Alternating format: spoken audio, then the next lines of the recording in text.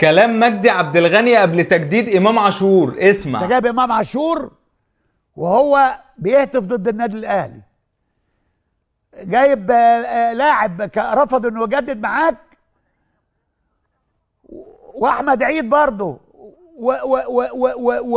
وجايب لاعب رفض انه يجدد للنادي الاهلي، ورحت جبته بعد ما راح قطر ورجع من قطر. اللعيب ده اكرم توفيق اللي راح قطر ورفض يجدد للاهلي، ده كلام مجدي عبد الغني. كمل. يعني وسام قرر انه يمشي وخد قراره انه يمشي، وانتوا والنادي الاهلي في اشد الاحتياج لراس حربه ونفذ كلامه.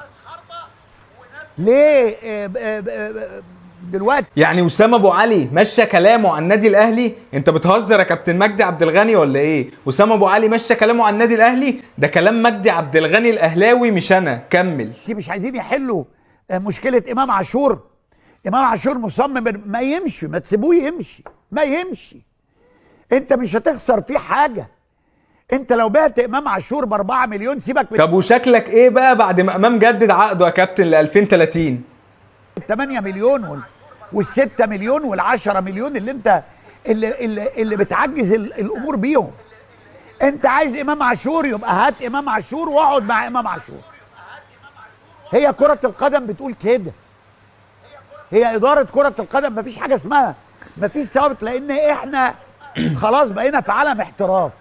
مفيش حاجة اسمها هو ده، دي مبادئ النادي. لا لا لا، ما عادش فيه مبادئ، لا نادي اهلي ولا زمالك ولا اي مبادئ.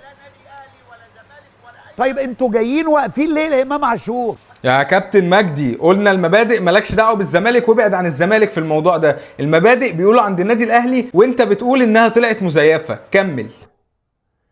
يا تضم امام عاشور، ما هي ملهاش حل.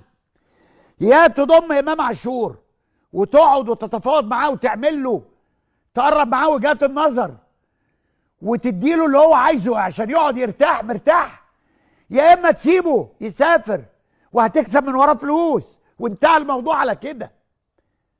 معرفش انتوا يعني الناس في عالم كرة القدم في مصر هنا بتحب تعمل مشاكل وتحب تكبر المواضيع وتحب ما تحلش المواضيع، وبيعندوا. مفيش عند في الكورة، مفيش عند في كرة القدم، مفيش عند مع لعيب انت محتاجه، مفيش كده. انا بتكلم عموما لكل الانديه. مفيش حاجه اسمها لا احنا لا انت ماضي معانا عقد مش عارف. ماشي يا عم ماشي،